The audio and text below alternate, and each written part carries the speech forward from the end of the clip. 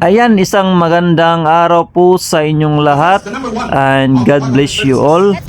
Ngayon po ay ating pag-uusapan yung draw slot na ginawa po ng Bureau of Fire Protection Region 7 para po sa pagpili ng mga bagong Fire Officer 1. Again, congratulations po sa lahat po ng mga bagong Fire Officer 1 na magtitik-out po ngayong September 1, 2025 sa lahat po ng region. Kung sino-sino man kayo na nakasama or nakapasa or napaisama sa magtitik-out ay congratulations po sa inyo.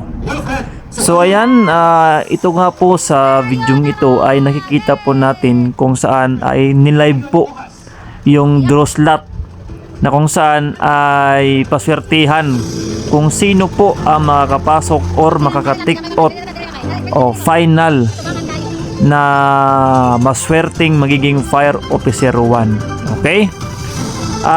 Klaruhin ko lang po, ito po ay sa Region 7 if I'm not mistaken. Okay? And by the way, sa stage po na ito ay lahat po ng applicants na nakaabot dyan ay naipasa po nila yung lahat ng stages or process. Lahat ng kanilang mga pinagdaanan na step by step process ay kanila pong matagumpay na naipasa. Okay, mula po sa pag-submit ng mga documentary requirements kung nakompleto ba, then sa physical fitness test, then sa qualifying written examination na dental, medical, and examination, physical examination, nag-neuro exam, nag-complete background check. So lahat-lahat po ay kanila po yung naipasa. At yun nga lang ay masyado pong marami yung mga applicants at then masyado din pong marami ang nakapasa. At yung quota po ay hindi po ganun karami. For example, ay yung quota is 150 and then yung nakaabot po sa finalist is 400. So sobra po. So yan po yung ginawa nila. So sa bunutan po, paswertehan. So ano po yung masasabi natin sa ganito pong diskarte or ganito pong pagpili ng mga bagong Fire Officer 1? Okay, lahat naman po sila ay kwalipikado, lahat po sila ay pasado sa mga dinagdaan ng stages, proseso. Yun nga lang po talaga is masalo talagang marami, okay, yung mga finalist na mga applicants compare sa quota lang. Okay, kaya yan po yung ginawa nila na kung saan ay nakita po natin ay bunot. Okay, bunutan po yan. Kung sino po yung maswerteng na bunot ay sila po yung makakaproceed or makakapag-take out para po maging isang Fire Officer 1 at mag-undergo ng mga trainings. Okay, so ano po yung masasabi natin sa ganito pong pamamaraan? Okay, just comment down below. So ayan, napakaganda po nito, no? So lahat po ay may chance na ito po ay nilive. Okay? Makita na po natin. So andyan po lahat ng mga applicants na finalist. So lahat po sila ay meron pong chance na pwedeng mabunot ang kanilang mga pangalan. Okay?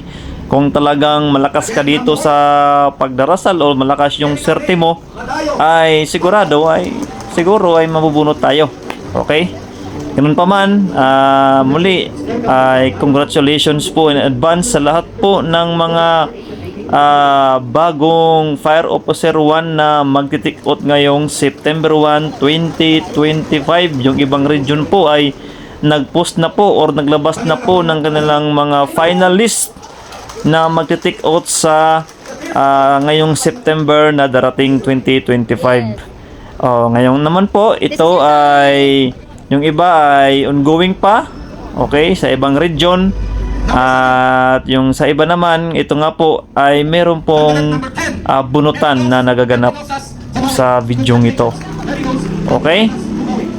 So, ayan.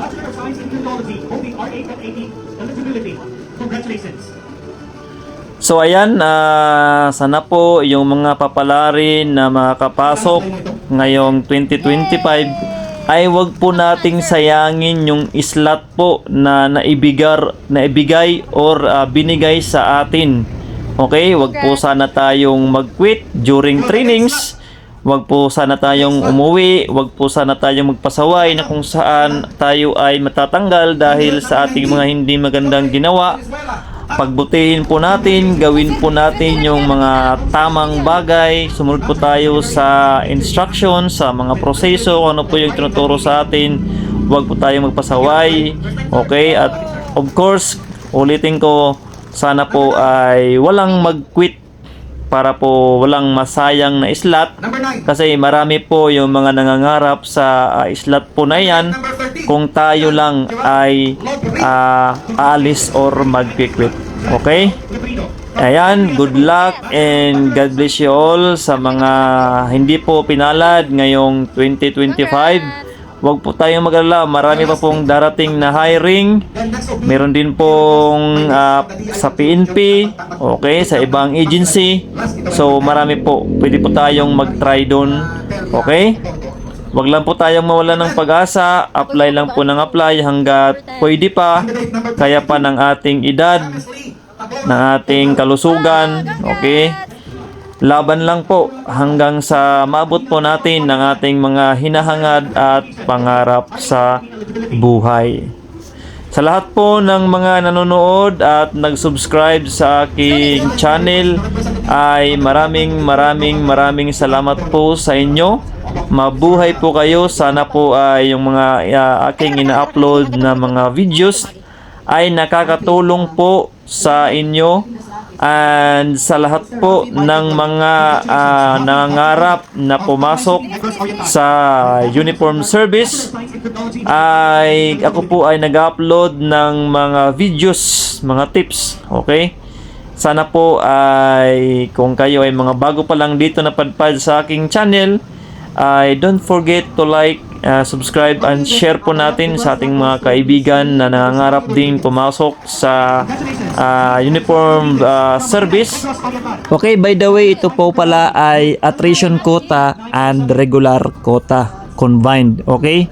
So, ayan, maswerte pa rin po yung mga applicants ngayon kasi medyo marami-rami rin po yung mga quota ngayon kasi nga dalawang quota.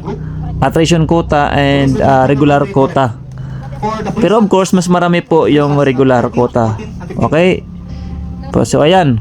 And again, congratulations and God bless you all. At sa mga hindi pa pinalad, uulitin ko, huwag po tayong mawalan ng pag-asa. Laban lang.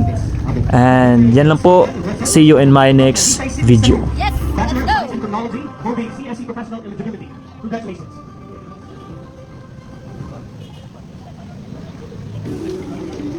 Ang slip, sir, ang slip.